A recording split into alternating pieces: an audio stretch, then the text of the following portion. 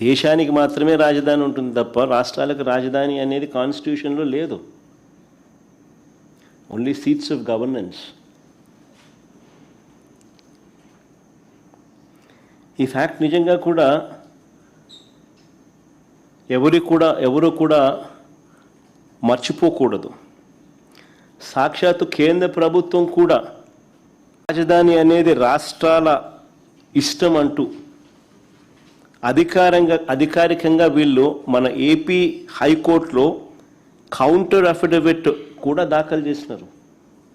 కేంద్ర ప్రభుత్వం ఆంధ్రప్రదేశ్ హైకోర్టులో ఒక కౌంటర్ అఫిడవిట్ కూడా దాఖలు చేసినారు. ఈ మేరకు రాజధాని విషయంలో కేంద్ర ప్రభుత్వానికి ఎలాంటి పాత్ర లేదు అని కూడా ఆ అఫిడవిట్లో వాళ్ళు పేర్కొన్నారు. మన కళ్ళ ఎదుటే 2000 సంవత్సరంలో కేంద్రం కొత్తగా 2000 సంవత్సరంలో ఉత్తరాఖండ్, జార్ఖండ్, ఛత్తీస్గఢ్ రాష్ట్రాలను కేంద్రము తీసుకొచ్చింది. మన కళ్ళ ముందని 2000 సంవత్సరంలో ఆ రాష్ట్రాలకు రాజధానులు ఎలా వచ్చాయి? కేంద్రం ఏదైనా డిసైడ్ చేసిందా? కేంద్రం నిర్ణయించలేదే. ఆయా రాష్ట్రాలు వాళ్ళు నిర్ణయించుకున్నారు.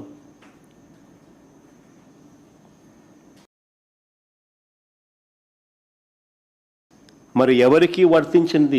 మరి 7 ఏళ్లుగా నేను చంద్రబాబు నాయుడు గారిని అడుగుతా ఉన్నా, మరి 7 ఏళ్లుగా మీరే ముఖ్యమంత్రిగా ఉండి, మొదటి టర్మ్ 5 సంవత్సరాలు, తర్వాత ఇప్పుడు 2 సంవత్సరాలు, మరి 7 ఏళ్ళు మీరే ముఖ్యమంత్రిగా ఉండి 1,00,000 ఎకరాల అమరావతిలో ఇంతవరకు కట్టింది ఎంత? 1,00,000 ఎకరాల అమరావతిలో ఈయన 7 ఏళ్ళు ముఖ్యమంత్రిగా ఉంటూ అమరావతి అనేది తన పెట్ ప్రాజెక్ట్ అంటూ తాను నినాదమిస్తూ తాను ఇంతవరకు కట్టింది ఎంత? నిజంగా సెల్ఫ్ ఫైనాన్స్ ప్రాజెక్ట్ అయ్యిందా? ఇది నిజంగా అమరావతి అని సెల్ఫ్ ఫైనాన్సా? ఈయన డబ్బా కొట్టినట్టుగా ఏ దేశం పోతే ఆ దేశం బొమ్మలు ఈయన చూపిస్తాడు. ఏ దేశం ఈయన పోయినా ఆ దేశం బొమ్మలు చూపిస్తాడు. చూపించి అదిగో ఇదే అమరావతి అని అంటాడు. మరి ఎంతవరకు వచ్చిందని అడుగుతా ఉన్నా. ఆ దేశాలు ఇక్కడ ఏమైనా కనపడుతున్నాయా? కనీసం భూములు ఇచ్చిన రైతులకు చెప్పిన హామీలైనా నెరవేర్చాడా ఈ పెద్ద మనిషి? మొదట తీసుకున్న 50,000 ఎకరాల్లో, వెరీ ఇంపార్టెంట్ ఇది, మొదట తీసుకున్న 50,000 ఎకరాల్లోనే రోడ్లు, కేవలం రోడ్లు, కరెంటు, డ్రైనేజ్ అంటే సీవరేజ్,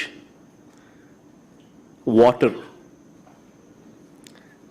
వీటి కల్పనకి అయ్యే ఖర్చు చంద్రబాబు నాయుడు గారు స్వయాన లెక్కల ప్రకారమే, ఈయనే కేంద్ర ప్రభుత్వానికి ఇచ్చిన లెక్కలు, ఈయనే వివిధ బ్యాంకులకు ఇచ్చిన లెక్కల ప్రకారమే ఎకరాకు 2 కోట్లు అవుతుంది అని చెప్పాడు. అంటే 50,000 ఎకరాలకు అయ్యే 1,00,000 కోట్లకే దిక్కు లేదనుకుంటే, 1,00,000 కోట్లకే దిక్కు లేదనుకుంటే ఇప్పుడు సడన్గా మరో 50,000 ఎకరాలు దీనికి అదనంగా అయ్యే ఖర్చు, దీనికి సడన్గా అదనంగా మరో 50,000 ఎకరాలు యాడ్ చేస్తున్నాడు ఇంతకు ముందున్న 50,000 ఎకరాలు. దానికయ్యే మళ్ళా అదనంగా మరో 1,00,000 కోట్ల రూపాయలు. ఇలా అమరావతిని ఎందుకు పెంచాల్సి వస్తూ ఉంది, ఎందుకు పెంచుకుంటూ పోతున్నారు?